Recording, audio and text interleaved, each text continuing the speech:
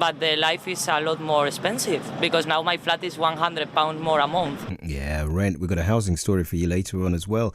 Well, Jonathan Davis is an economist and wealth manager. He's on the line to help us take a look at the figures. Good evening to you, Jonathan. Hello, Eddie. It's interesting, isn't it? Because it makes it quite difficult for the Labour Party. You know, flatlining, said Ed Balls. He wasn't saying that at Prime Minister's Question Times. People are worse off than they are. We know more people are in employment. Are people better off now than they were in 2010? I would say the answer to that question is no, they're not, because the cost of living over the last 3 years has risen significantly more than earnings. And of course, on top of that, and that includes tax reductions on income tax, but on top of that, we've had a massive increase, which has continued from 2008, in what we call underemployment, which is where people who were on big earnings full-time are now part-time or on low earnings, or indeed they've gone self-employed, as it were, earning $1,000 a month from the back bedroom. So no, the last 3 years, overall, most people are worse off. Well, look, you know and I know. I spend a lot of time looking at numbers, and your numbers are a lot higher than mine, but I know you do too. What they're saying is it's beginning to turn around. So I suppose my question is wrong. It shouldn't be since 2010, but have you noticed in the last 12 months or so, with inflation being at only 2%, that things are actually getting better? That's slightly different to what you said in your introduction. You said that the coalition, should I say, are saying that earnings from the bulk of people are outstripping the increases in cost of living.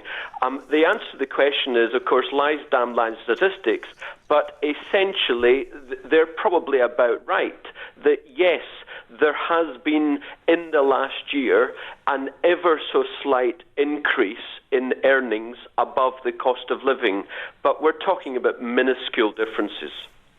Just finally, what would you say? You're not a politician. You're not up for re-election.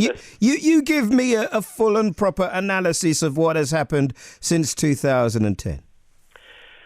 Well, since 2010, I would say, and I think many of your listeners would vehemently disagree with me, but I think there's been more of the same compared to the previous lot, because on the one hand, they've retained the extremely low interest rates. They say we've got an independent Bank of England. I don't believe that at all. So we've got extremely low interest and therefore borrowing rates. And on the other hand, of course, in the last year, they've done everything they can to boost the housing market. Help to Buy 1, Help to Buy 2, and before that, funding for lending.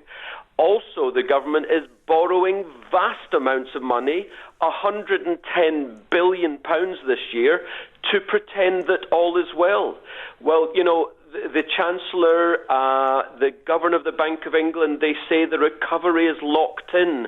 I assure you it is not locked in, because if it were, we wouldn't still have the emergency interest rate of nearly 5 years ago, and the government wouldn't be borrowing such a vast amount of money.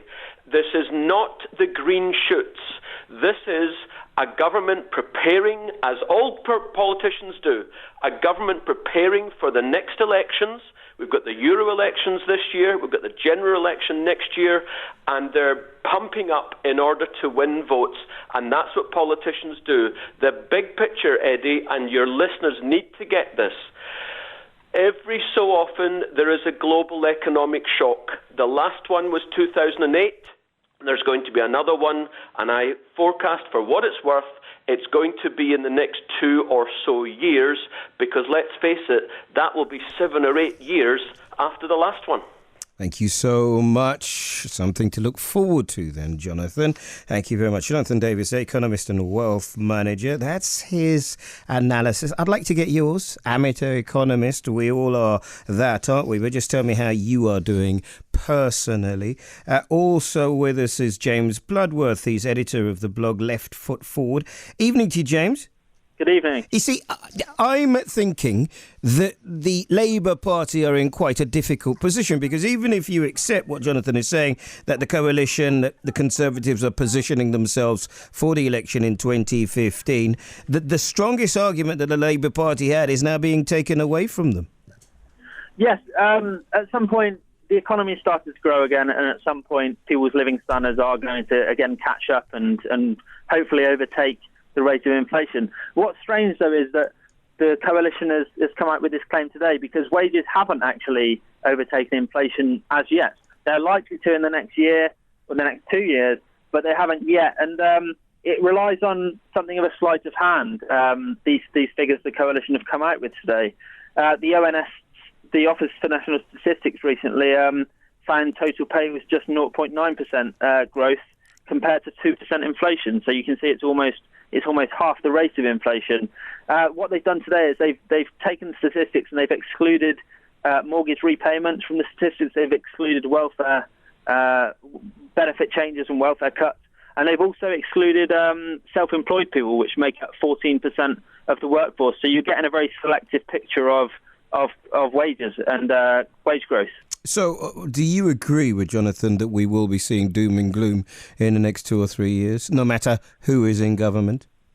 I wouldn't say. Well, the coalition are going to be in government for over another year. But I think there is a real danger of another recession at some point, because if you look at the growth areas that the government is investing in, it's things like it's another housing boom. We've seen house prices in London, I think, go up by another 8% recently.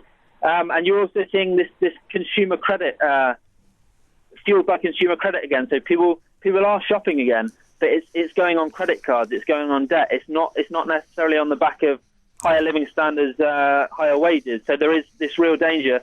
We're seeing some of the same symptoms we saw prior to the 2008 crash. So I think this is a real worry. But I don't think it necessarily has to be this way. I mean, there are policies the government can bring in to kind of help the low paid, so it's not just based on lots of borrowing. Now, we'll talk again, and you can perhaps suggest some of those. James Bloodworth there, editor of the blog Left Foot Forward. Simple question. Are you feeling better off in the last 12 months, last 2 years? Are you feeling as though this government is getting it right? Both of our guests talked about house prices. We will be doing the same in a little while. Just a few houses worth £100,000 or less to go on the market. But what does this mean? 5:16 news headlines read for us tonight by Anjana Gadgil.